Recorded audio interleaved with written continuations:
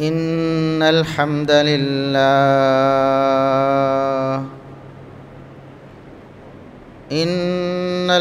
لله نحمده ونستعينه ونستغفره ونعوذ بالله من شرور أنفسنا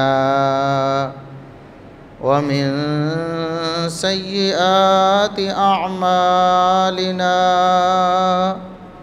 من يهده الله فلا مضل له ومن يضلل فلا هادي له أشهد أن لا إله إلا الله وحده لا شريك له وأشهد أن محمدًا عبده ورسوله اللهم صل على محمد وعلى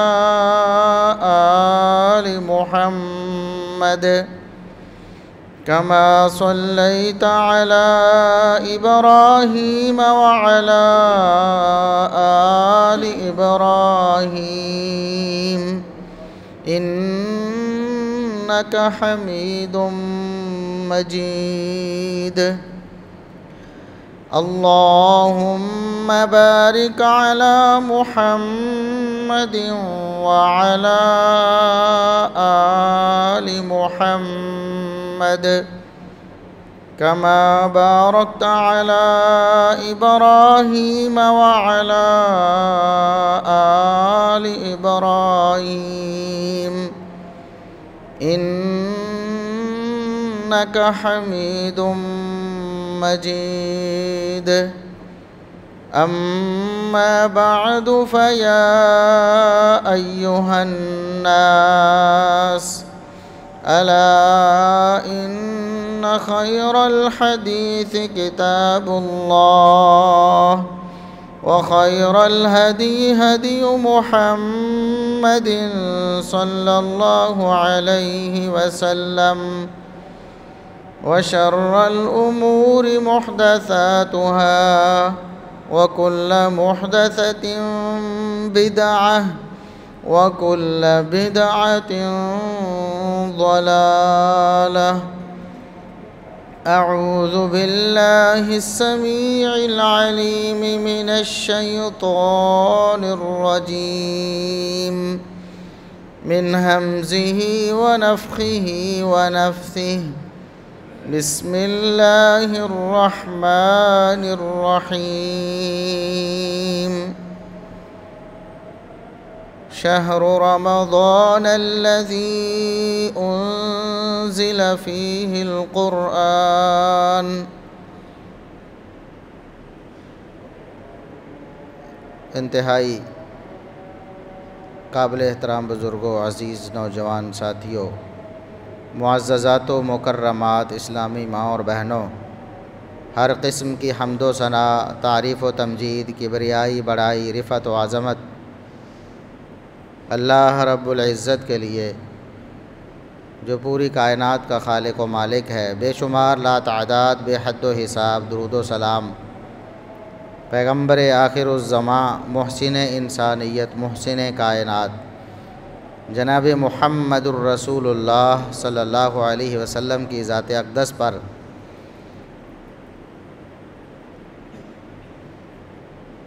آج شعبان کے مہینے کی 21 تاریخ ہے۔ یہ مہینہ اپنے اختتام کی طرف جا رہا ہے۔ گزشتہ خطبے میں جس طرح میں نے عرض کیا تھا کہ باقی سارے مہینوں میں سے شعبان کے مہینے میں نبی کریم صلی اللہ علیہ وسلم سب سے زیادہ نفلی روزے رکھا کرتے تھے۔ اس پورے مہینے کو گویا آپ نفلی روزوں میں گزارتے، اور اس سے آگے پھر رمضان المبارک کا مہینہ،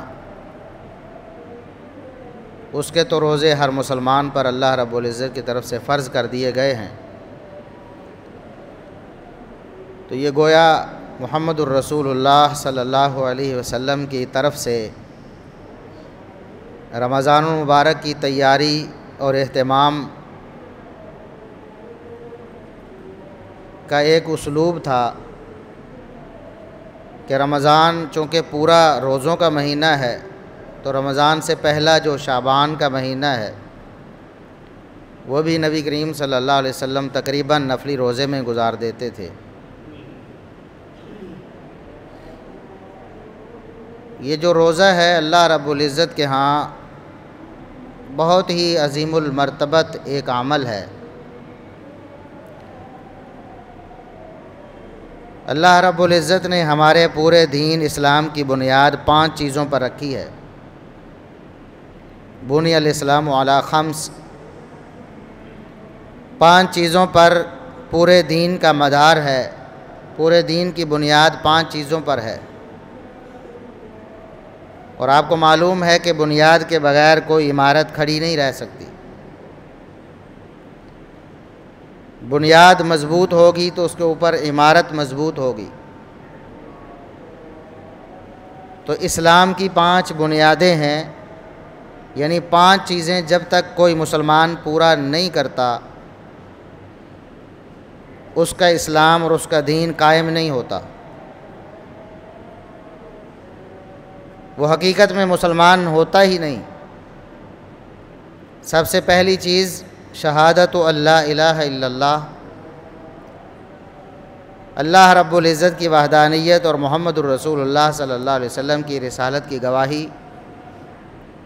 توحید و رسالت کی گواہی سب سے پہلی بنیاد ہے۔ اس کے بعد نماز، اس کے بعد روزہ، اس کے بعد زکوٰۃ، اس کے بعد حج۔ یہ 5 اسلام کی بنیادیں ہیں۔ تو روزہ ہمارے دین، ہماری شریعت کی بنیاد ہے۔ جو شخص فرضی روزے اللہ رب العزت کی طرف سے جو فرض کیے گئے ہیں وہ رکھتا ہے، اللہ کو راضی کرنے کے لیے روزے کی تمام شرائط اور آداب کو مد نظر رکھ کے اس کا دین، اس کا اسلام قائم ہوتا ہے۔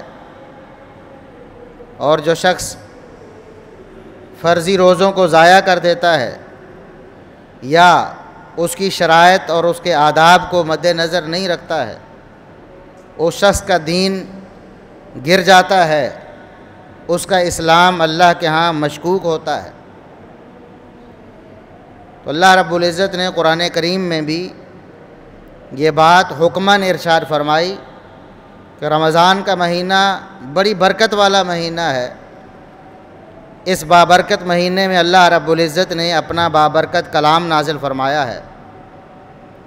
اس کلام میں، اس کتاب میں، اس قرآن میں لوگوں کی ہدایت بھی ہے، لوگوں کے لیے واضح آیات، بینات، واضح دلائل بھی ہیں۔ تو جو شخص اس مہینے میں موجود ہو، فمن شہد منکم الشہر فلیصم، جس کو اللہ رب العزت زندگی میں ایک دفعہ پھر رمضان المبارک عطا کر دے، اس کو زندگی میں یہ موقع مل جائے کہ دوبارہ رمضان المبارک اس کی زندگی میں بہاریں لے کر آ جائے، تو اسے چاہیے، اس پر لازم ہے، اس پر فرض ہے کہ رمضان المبارک کے روزے رکھے۔ تو جو بھی شخص مسلمان ہے وہ اللہ اور اس کے رسول صلی اللہ علیہ وسلم پر ایمان رکھتا ہے، وہ آخرت کے دن پر ایمان رکھتا ہے، اس پر یہ فرض اور لازم ہے اللہ رب العزت کی طرف سے، کوئی گنجائش نہیں ہے، کوئی بہانہ اور کوئی عذر نہیں ہے، سوائے 2 قسم کے عذروں کے جو اللہ رب العزت نے خود بیان فرمائے۔ فرمایا تم میں سے جو بیمار ہو اور جو سفر پر ہو، اللہ رب العزت نے اس کو خود ہی رخصت عنایت فرمائی۔ بیماری کی حالت میں بھی انسان روزے کو برداشت کرنے کی صلاحیت کھو دیتا ہے۔ بیماری جب زیادہ ہو جاتی ہے تو انسان زیادہ دیر بھوکا پیاسا نہیں رہ سکتا، اس کو دوائی کی، علاج معالجے کی ضرورت ہوتی ہے، دوائی کھانی پڑتی ہے یا پینی پڑتی ہے۔ اسی طرح خوراک کے حوالے سے بھی اس کی برداشت عام صحت مند انسان سے کمزور ہو جاتی ہے، تو لہٰذا اللہ رب العزت نے اس کو رخصت دے دی ہے۔ اور جو شخص سفر پر ہو، سفر بھی ایک مشقت والا معاملہ ہے۔ رسول اللہ صلی اللہ علیہ وسلم نے فرمایا کہ سفر جو ہے وہ عذاب کا ایک ٹکڑا ہے، انسان مصیبت میں پڑ جاتا ہے، مشقت ہوتی ہے اس کو، تو اللہ رب العزت نے سفر میں بھی مسافر کو روزہ چھوڑنے کی اجازت دی ہے۔ لیکن ایسا نہیں کہ بس روزہ جب آیا، رمضان آیا اور وہ بیمار تھا یا مسافر تھا تو بس چھٹی ہو گئی۔ فَعِدَّةٌ مِّنْ أَيَّامٍ أُخَرَ، روزہ ہر حال میں ہر شخص پر فرض ہے، اس نے اسے ادا کرنا ہی کرنا ہے، کیونکہ یہ دین اور اسلام کی بنیاد ہے۔ اگر وہ بیمار ہے ان دنوں میں یا مسافر ہے، سفر پر ہے، ان دنوں میں روزہ رکھنے کی طاقت نہیں رکھتا ہے، تو جب وہ سفر سے واپس آ جائے، رمضان کا مہینہ گزر چکا ہے، اس کے کچھ یا زیادہ یا سارے روزے رہ گئے ہیں، اسی طرح بیمار ہے، بیماری کے ایام میں اس کا رمضان پورا گزر گیا ہے یا کچھ دن گزر گئے ہیں یا ایک دن گزر گیا ہے، اس پر لازم ہے کہ رمضان مبارک کے بعد جب اللہ اس کو صحت دے دیتا ہے تو وہ اپنا روزہ پورا کرے۔ جو اس نے روزہ چھوڑا ہے اس کو ہر حال میں پورا کرنا پڑے گا۔ یہ اللہ رب العزت کی طرف سے رخصت ہے۔ یرید اللہ بکم اليسر ولا یرید بکم العسر، اللہ رب العزت چاہتا تو یہ حتمی حکم نازل فرما دیتا، سفر میں ہو تو تب بھی روزہ رکھنا ہے، بیمار ہو تو تب بھی روزہ رکھنا ہے، لیکن اللہ رب العزت مسلمانوں کے ساتھ نرمی کا ارادہ رکھتا ہے، مسلمانوں پر آسانی کرنا چاہتا ہے کہ میرے بندے کسی مشقت میں نہ پڑ جائیں، مصیبت میں نہ پڑ جائیں۔ اس لیے اللہ رب العزت نے مسافر اور بیمار کے لیے یہ رخصت دی ہے کہ وہ رمضان مبارک کے بعد اپنی اقامت کے دنوں میں جب اپنے گھر میں مقیم ہیں اور اپنی صحت کے دنوں میں اپنے روزوں کو پورا کریں، لیکن روزے بہرحال رکھنے ہی رکھنے، سوائے ایسے لوگوں کے، یہ بھی اللہ رب العزت کی طرف سے رخصت ہے۔ ایسا دائمی بیمار شخص اور ایسا ضعیف اور بوڑھا شخص جس کو پتہ ہے کہ میں زندگی میں کوئی امکان اور کوئی صورت نظر نہیں آتی کہ میں اپنے روزوں کو دوبارہ رکھ سکوں گا، بیماری ایسی ہے جو عمومی طور پر دائمی ہوتی ہے، پوری زندگی ساتھ چلتی ہے، اور اس بیماری میں شدت کی وجہ سے اس کے لیے روزہ رکھنا ممکن نہیں ہے، اور آئندہ کوئی ایسی صورت نظر نہیں آتی کہ وہ اپنی زندگی میں کبھی صحت مند ہو کر روزہ رکھ سکے گا۔ یا ایسا بوڑھا شخص ہے، بڑھاپا بھی ایک بیماری ہے، کمزوری ہے، انسان کمزور ہو چکا ہے، بوڑھا ہو چکا ہے، اگر اب رمضان میں روزہ نہیں رکھ سکتا تو بعد میں کیسے رکھ سکے؟ ہاں، ایسا شخص جو یہ بات سمجھتا ہے کہ رمضان مبارک شدت کے موسم میں آیا ہے، بہت زیادہ گرمی میں آیا ہے، اور میرا بڑھاپا یا میری بیماری اس کیفیت میں ہے کہ اتنا لمبا روزہ اور اتنی مشقت میں برداشت نہیں کر سکتا، اس دوران میرے لیے روزہ رکھنا ممکن نہیں ہے،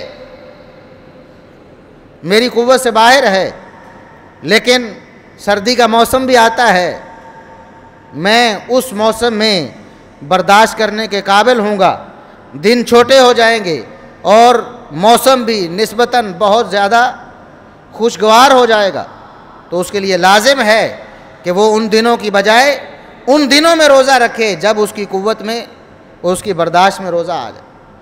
لیکن اگر وہ سمجھتا ہے بیماری کی کیفیت یہ ہے یا بڑھاپے کی کیفیت یہ ہے کہ سردیوں میں گرمیوں میں وہ کبھی بھی روزہ نہیں رکھ سکتا، پھر اللہ رب العزت نے اس کو دوسری رخصت دے دی کہ وہ ہر روزے کے بدلے میں ایک مسکین کو کھانا کھلا، ایک مسکین غریب یتیم کو کھانا دے دے، ایک روزے کے بدلے میں ایک مسکین کو کھانا دے دے، تو اس کی طرف سے اللہ رب العزت روزے کا کفایہ کر دیتا ہے۔ اس کے علاوہ کسی شخص کو کوئی اجازت نہیں، بیمار ہے تو عام دنوں میں، صحت کے دنوں میں روزہ رکھے گا، مسافر ہے اور سفر کی مشقت کی وجہ سے روزہ نہیں رکھ سکتا، تو اپنی اقامت کے دنوں میں روزہ پورا کرے گا، اور اگر دائمی بیمار یا بوڑھا ہے جو روزہ کسی صورت میں نہیں رکھ سکتا وہ فدیہ دے گا۔ اس کے علاوہ کوئی ایسی صورت نہیں کہ روزے کی گنجائش۔ ایک شخص صحت مند ہے، مقیم ہے، بیمار نہیں ہے، یا بیماری کی وہ شدت نہیں ہے جس میں روزہ چھوڑنا اس کے لیے ضروری ہو جائے، مسافر نہیں ہے، مقیم ہے، اپنے گھر میں موجود، اپنے علاقے میں موجود ہے، اللہ نے اس کو صحت بھی دی ہے، اللہ نے اس کو اقامت کا موقع بھی دیا ہے اپنے گھر میں رہنے کا، اس کے باوجود وہ روزہ نہیں رکھتا، ایسا شخص انتہا درجے کا بدبخت ہے، اللہ اور اس کے رسول صلی اللہ علیہ وسلم کی نظروں میں انتہائی گرا ہوا اور پست شخص ہے۔ رسول اللہ صلی اللہ علیہ وسلم نے یہاں تک، آپ کو معلوم ہے، مشہور حدیث ہے کہ آپ نے منبر کی ایک سیڑھی پہ قدم رکھا، آمین کہا، دوسری سیڑھی پہ قدم رکھا، آمین کہا، تیسری سیڑھی پہ قدم رکھا، آمین کہا۔ صحابہ نے سوال کیا، اللہ کے رسول ہم نے پہلے آپ کو ایسا کرتے نہیں دیکھا ہے، منبر پر تو آپ خطبہ کے لیے چڑھتے ہی ہیں لیکن آمین آمین آمین نہیں کہتے ہیں، آج کیا ماجرا ہوا ہے؟ رسول اللہ صلی اللہ علیہ وسلم نے فرمایا میرے پاس اللہ کا بھیجا ہوا فرشتہ آیا ہے، اس فرشتے نے اللہ کے حکم سے یہ بد دعا کی ہے۔ کیا بد دعا کی ہے؟ ان 3 بد دعاؤں میں سے ایک بد دعا یہ ہے کہ یا اللہ جس شخص کو رمضان کا مہینہ میسر آ جائے، اللہ نے ایک دفعہ پھر اس کی زندگی میں اسے رمضان مبارک عطا کر دیا ہے، رمضان کا مہینہ گزر جاتا ہے لیکن وہ اللہ کو راضی کر کے اپنے گناہوں کا کفارہ نہیں کر لیتا ہے، اپنے گناہ اللہ سے معاف نہیں کروا دیتا ہے، فرشتہ اللہ کے حکم سے دعا کرتا ہے۔ فرشتے ایسی مخلوق ہیں جو اللہ رب العزت کے ہر حکم کے مطابق عمل کرتے، لا یعصون اللہ ما امرہم۔ ایک تو ان کی خصوصیت یہ ہے کہ اللہ جو حکم دے دے کبھی اس کی مخالفت نہیں کرتے، نہیں کر سکتے، ان کے اندر وہ مادہ ہی نہیں، ان کے اندر وہ صلاحیت ہی نہیں ہے کہ اللہ کے حکم کا انکار کر دیں یا نافرمانی کر دیں۔ اور دوسرا وَيَفْعَلُونَ مَا يُؤْمَرُونَ، وہی کرتے ہیں جس کا اللہ رب العزت کی طرف سے حکم دیا جاتا۔ ان کے اندر سوچنے سمجھنے کی یہ صلاحیت نہیں ہے کہ اپنی طرف سے فیصلہ کریں کہ مجھے یہ کرنا چاہیے یا مجھے یہ کرنا چاہیے، بس اللہ کا حکم آیا کر دیا، اور اللہ کا حکم آیا تو لازمی طور پر کیا۔ تو فرشتہ بد دعا کرتا ہے اللہ کے حکم سے، اللہ اس کو حکم دے کر بھیجتا ہے میرے نبی کے پاس جاؤ اور اس کے پاس جا کے بد دعا کرو، اور میرا نبی اس بد دعا پر آمین کہے۔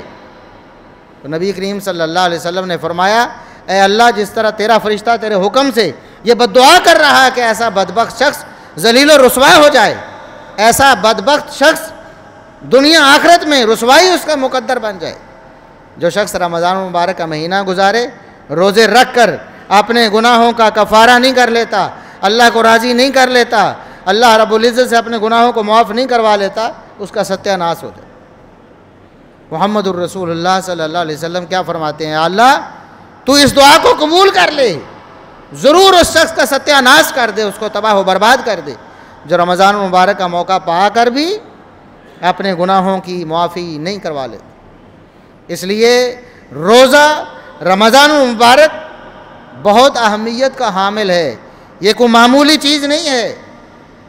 آج مسلمانوں نے یہ رواج، یہ فیشن بنا لیا ہے، روزہ چھوڑنے کو فیشن سمجھتے ہیں، فخر کی علامت سمجھا جاتا ہے کہ شاید کوئی غریب مسکین لوگ جو ہیں وہ روزہ رکھتے ہیں، امیر لوگ تو روزہ نہیں رکھتے۔ اسی طرح نماز کو چھوڑنا ہمارے ہاں فیشن بن گیا ہے، فکر ہی کوئی نہیں نماز کیا چیز ہے، روزہ کیا چیز، یہ اسلام کی بنیادیں ہیں، زکوٰۃ کیا چیز ہے، اسلام کی بنیاد ہے، حج کیا چیز ہے، اسلام کی بنیاد ہے۔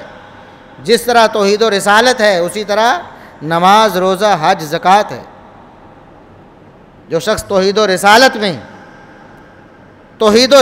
میں گمراہ ہو جاتا ہے، توحید کو چھوڑ دیتا ہے یا رسالت کو چھوڑ دیتا ہے، اس کی بھی کوئی نجات نہیں۔ اور جو شخص نماز، روزہ، حج، زکوٰۃ کو بے توقیر کر دیتا ہے، کوئی اہمیت اس کے دل میں نہیں ہے، کوئی نہیں. وہ سمجھتا ہے معمولی چیزیں ہیں، کرو تو تب بھی ٹھیک ہے، نہ کرو تو تب بھی ٹھیک ہے. ایسا شخص اپنے ایمان کی فکر کرے. اس شخص کا ایمان ضائع ہو چکا ہے، وہ اللہ سے توبہ کرے، کیونکہ اس کے دل میں یہ آ گیا ہے کہ نماز روزہ یہ کوئی اتنی بڑی چیزیں نہیں ہیں. جبکہ ایک مسلمان اس کے یہ بات عقیدے میں شامل ہے کہ اللہ رب العزت نے اس پر رمضان کے روزے فرض کیے بغیر شرعی مجبوری کے، یعنی سخت بیماری کے اور سفر کے اس کے لیے روزہ چھوڑنا بالکل بھی اس کی کوئی گنجائش نہیں. اور ہمارے ہاں کیا ہوتا ہے، کئی لوگ ایسے ہیں روزہ رکھتے ہیں، رمضان مبارک میں روزے رکھتے ہیں، لیکن پھر کیا ہوتا ہے، درمیان میں بیماری یا سفر آ جاتا ہے، روزے چھوٹ جاتے ہیں. اللہ رب العزت کی طرف سے یہ لازم ہے اگلا رمضان شروع ہونے سے پہلے پہلے وہ اپنے روزوں کی قضائی دے. عموماً یہ سستی مسلمانوں سے ہو جاتی ہے. گھر میں موجود ہیں تو روزے رکھ رہے ہیں، صحت مند ہیں تو روزے رکھ رہے ہیں، بیمار ہوئے یا سفر پیش آ گیا روزے چھوڑ دیے، پھر اگلا رمضان آ گیا روزوں کی قضائی نہیں دی. یاد رکھیں جو روزہ آپ نے چھوڑا ہے کسی مجبوری کی وجہ سے، اس کی قضائی اگلے رمضان سے پہلے دینا فرض ہے. اور جن لوگوں سے پچھلے رمضان میں ایک یا زیادہ روزے رہ گئے ہیں، خواتین میں عموماً یہ ہوتا ہے کہ اللہ رب العزت کی طرف سے ان پر تکلیف کے ہر مہینے کچھ ایام آتے ہیں، رمضان مبارک میں بھی آ جاتے ہیں، اس کی وجہ سے ان دنوں میں روزہ نہیں رکھ سکتی. اللہ رب العزت نے پابندی بھی لگا دی ہے کہ ان دنوں میں عورت نے روزہ نہیں رکھنا. یہ اللہ کی شفقت ہے، روزہ نہیں رکھ سکتی. ہوتا کیا ہے، رمضان میں 3 4 5 روزے رہ گئے، پھر اگلا رمضان آ گیا، یاد ہی نہیں ہے، کوئی توجہ ہی نہیں ہے. یہ بالکل ایسے ہی ہے جیسے رمضان مبارک میں کوئی جان بوجھ کے روزہ چھوڑ دے، صحت مند ہوتے ہوئے، گھر میں مقیم ہوتے ہوئے بھی جان بوجھ کے روزہ چھوڑ دے. جتنا جرم اس کا ہے اتنا ہی جرم یہ ہے کہ رمضان میں مجبوری کی وجہ سے روزے رہے ہیں، لیکن اگلا رمضان آنے سے پہلے پہلے اس نے روزے ادا نہیں کیے. تو جن لوگوں کے روزے پچھلے رمضان میں مرد یا عورت، جوان، کسی کے بھی رہ گئے ہیں، کسی عارضے کی وجہ سے، بیماری یا سفر کی وجہ سے، وہ اب رمضان شروع ہونے سے پہلے پہلے اپنے روزوں کو پورا کر. ابھی موقع ہے، ابھی 9 دن باقی ہیں، 8 دن باقی ہیں. آج 21 شعبان ہے، اگلے جمعے کو انشاءاللہ 28 شعبان ہوگی، تو پھر ہفتے کو 29 ہے، تو مہینہ یا 29 کا ہوتا ہے یا 30 کا ہوتا ہے، تو یا اتوار کو پہلا روزہ ہوگا یا سوموار کو ہوگا. تو ابھی موقع ہے، جن کے روزے پچھلے رمضان میں رہ گئے ہیں وہ اگلا رمضان شروع ہونے سے پہلے پہلے ہر صورت میں اپنے روزوں کو پورا کریں، ہر صورت میں اپنے روزوں کو پورا کریں. اللہ رب العزت کے ہاں جو عذر تھا وہ اس نے بیان کر دیا، وہ اس نے بتا دیا اور اس کی رخصت بھی دے دی. اور جن لوگوں کا کوئی عذر نہیں ہے اور انہوں نے روزے چھوڑ دیے ہیں، وہ اللہ رب العزت کے ہاں اور رسول اللہ صلی اللہ علیہ وسلم کے ہاں انتہائی بدبخت ہے. رمضان مبارک کے حوالے سے آج ہی اپنی ذہن سازی کا آغاز کریں.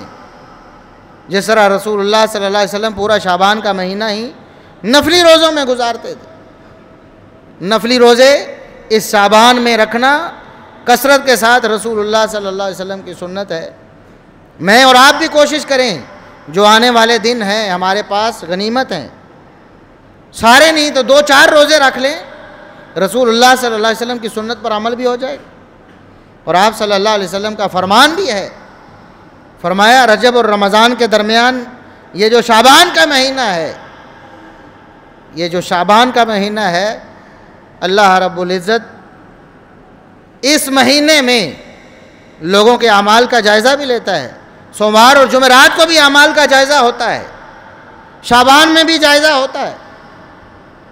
تو اللہ رب العزت دیکھتے ہیں میرے بندے کیا عمل کرتے ہیں. تو رسول اللہ صلی اللہ علیہ وسلم نے فرمایا کہ اس شعبان کے مہینے میں مجھے یہ بات پسند ہے، اچھی لگتی ہے کہ اللہ کے ہاں میرا نامہ اعمال پیش ہو تو میں اس وقت روزے کی حالت میں. تو اس لیے باقی دنوں کو غنیمت جانیے.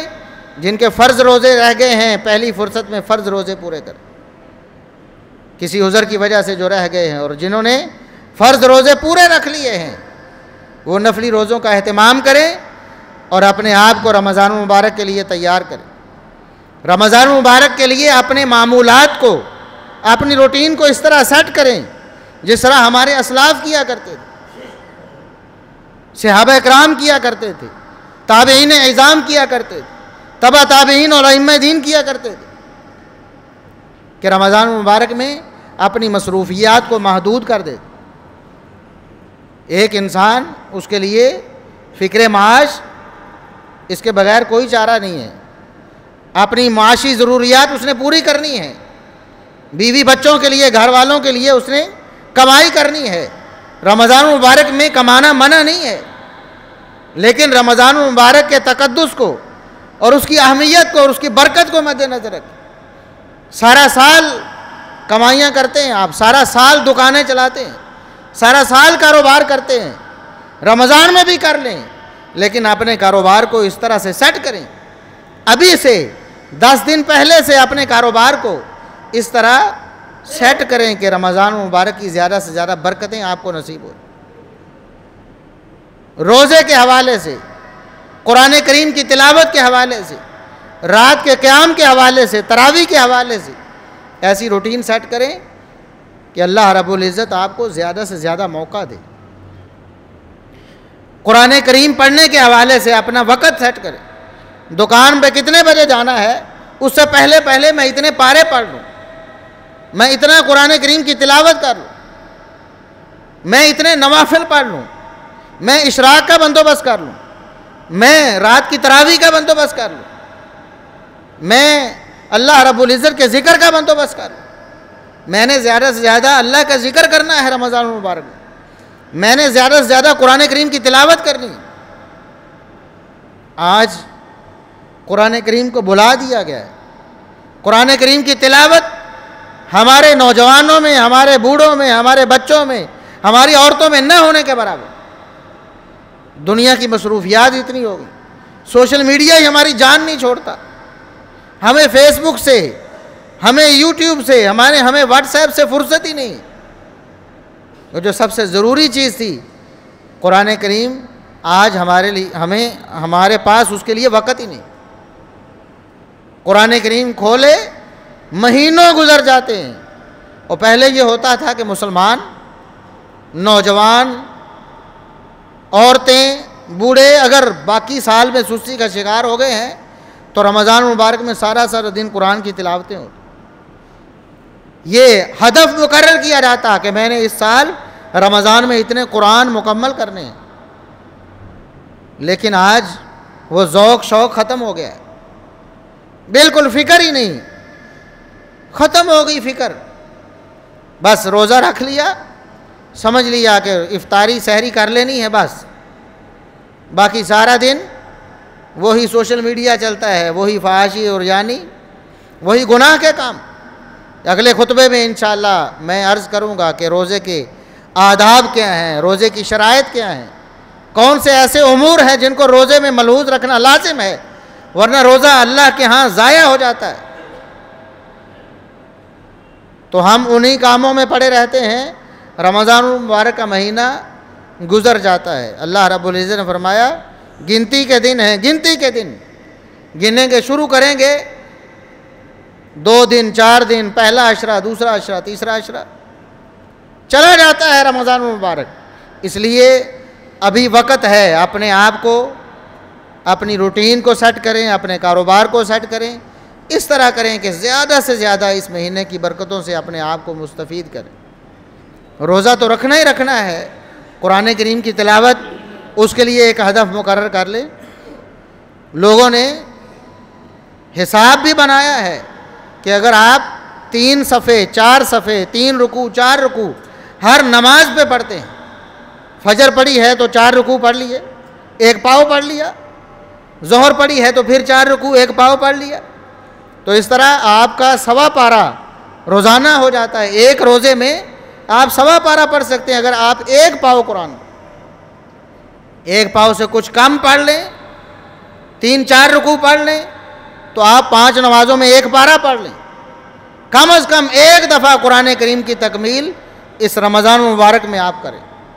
اور اگر اللہ نے توفیق دی ہے تو 10 دفعہ پڑھیں, 5 دفعہ پڑھیں, 3 دفعہ پڑھیں, جس قدر زیادہ ہو سکتا ہے قرآن کی تلاوت کریں. اور رسول اللہ صلی اللہ علیہ وسلم کے رمضان کا شیڈول کیا تھا؟ رمضان کا آپ کا شیڈول یہ تھا قرآن کریم کی تلاوت کے حوالے سے کہ باقی جو قرآن پڑھنا ہے وہ تو الگ ہے. ہر سال جبریل امین کے ساتھ محمد الرسول اللہ صلی اللہ علیہ وسلم پورے قرآن کا دور کیا کر, یعنی 1 دفعہ تو پورا قرآن جبریل امین کو سنایا کرتے تھے اور اس سے سنا کرتے تھے. باقی جو آپ نے قیام اللیل میں پڑھنا ہے وہ الگ ہے, باقی تلاوت الگ ہے. اور آخری رمضان جو آپ صلی اللہ علیہ وسلم کی زندگی میں آیا, آپ صلی اللہ علیہ وسلم نے اس سال جبریل امین کے ساتھ 2 دفعہ دور کیا ہے قرآن کریم. 2 دفعہ قرآن جبریل امین سے سنایا ہے. تو یہ محمد الرسول اللہ صلی اللہ علیہ وسلم کا شیڈول اور آپ کی رمضان کی ترتیب ہے صرف قرآن کے حوالے. باقی تہجد کے حوالے سے, نوافل کے حوالے سے, قیام کے حوالے سے, ذکر اذکار کے حوالے سے, صدقہ و خیرات کے حوالے سے وہ الگ ہے. اپنا صدقہ و خیرات کے حوالے سے بھی ہم نے سمجھ لیا ہے کہ شاید جو زکوٰۃ ہے وہ رمضان میں فرض ہوتی. یہ ہماری بھول ہے اور یہ غلط فہمی ہے جو مسلمانوں میں رواج پا گئی. زکوٰۃ تو فرض ہوتی ہے, آپ صاحب نصاب ہوئے ہیں, آپ کے پاس مال آیا ہے جس پر زکوٰۃ فرض ہوتی ہے. آج آیا ہے, پورے سال بعد زکوٰۃ فرض ہے, چاہے وہ شعبان کا مہینہ ہو, چاہے رمضان کا مہینہ ہو, چاہے شوال کا مہینہ ہو, چاہے محرم کا ہو, چاہے رجب کا کوئی بھی مہینہ ہو, اس میں زکوٰۃ فرض ہو جاتی ہے. اگر زکوٰۃ 6 مہینے پہلے فرض ہو چکی ہے اور آپ انتظار کر رہے ہیں میں رمضان میں دوں گا 6 مہینے بعد, تو آپ اللہ کے ہاں مجرم متصور ہوں.